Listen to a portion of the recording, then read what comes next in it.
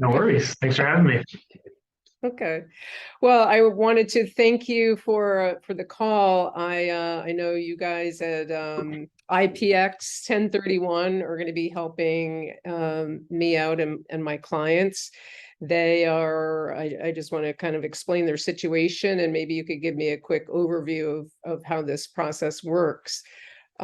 My client, who actually lives in Westport, Connecticut, owns a summer home in Maine that he inherited a gazillion years ago, and it's time to sell. It's been an investment property. Sometimes they use it during the summers, and he's worried about the capital gains tax, so he wants to avoid that. And at the same time, his daughter here in Fairfield, Connecticut, is in a rental. The lease is coming to an end, and she needs a place to live. So I suggested he do a 1031 exchange whereby he could avoid the capital gains tax on his sale, put the proceeds into the property property that he buys in Fairfield, and then his daughter can move in and rent, and she'll have a place to live, and he'll have a new investment property. Does that sound good? Is that something that your process works for? I mean, we see people use 1031 exchanges for a very wide, uses and things like that. So, I mean, a 1031 exchange, anytime you sell investment or business use real estate, you're most likely going to have a tax hit, right? And a 1031 exchange allows you to defer paying your long-term capital gains taxes by going out and reinvesting the proceeds into other investment real estate. So as long as you're selling and buying investment real estate, the property type doesn't matter, the location, you can, go any of the 50 United States, that's fine. So yeah, if you want to, buy a property, and rent it out to your kid, that technically does work for a 1031 exchange. So that's one of the main, ways we see people, move their assets and kind of move a property closer to their family or things like that. So that's definitely works for a 1031 exchange. That's awesome. Yeah, he said he's looking at 15%. Yeah. Capital gains tax. So he's pretty happy to put that off for as long as he can. Yeah, that's usually when I get the call, right? I mean, they hold the property, especially recently, there's been a lot of appreciation in real estate over the last few years. So you're looking to sell the property, say, oh man, I don't want to pay all these taxes, what can I do? So yeah, 1031 exchange, super popular, method for deferring capital gains taxes through the sale and purchase of real estate. Right. So could you just give me the high level description of the process and as to how it works? And I can share it with my client and others who are looking to do the same thing. Yeah.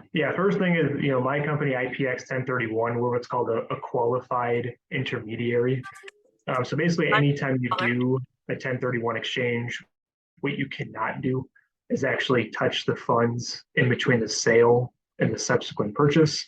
So the IRS does require that you work with a company like ourselves to set up the exchange, hold the funds in between the sale and the purchase. So mechanically speaking, we are required to be involved in a 1031 exchange. But it's not really an overly difficult process, where a lot of people get intimidated and they hear 1031 exchanges. Oh, I've never done one before. This must be really complicated. But in reality, you're just selling and buying real estate.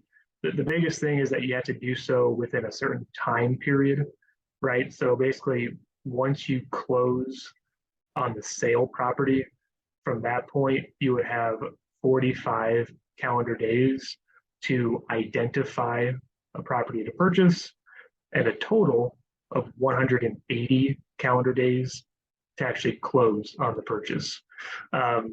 So the 45 days to actually locate a property, provide us with an address. If there really is any obstacle in doing an exchange, it's that identification period. Most people don't have any issues closing within 180 days. So really, if anything comes up that is difficult, it's finding a property within the first 45 days. Okay. And to identify it, that doesn't mean it has to be under contract with an accepted offer, right? Just identify and fill out the form and says, here's the address.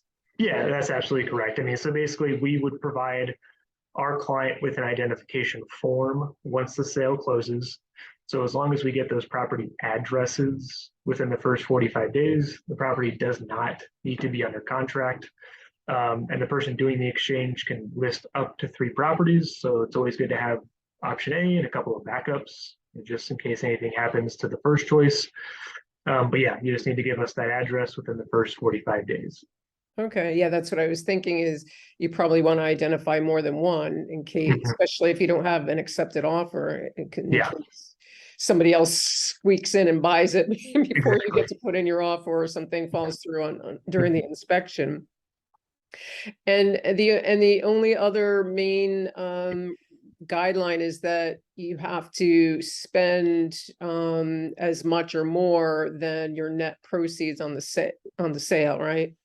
Yeah, so the value the IRS looks at is basically the sales price minus any closing costs. Like if you pay a closing attorney or you pay commissions, all that stuff is deductible off the sales price.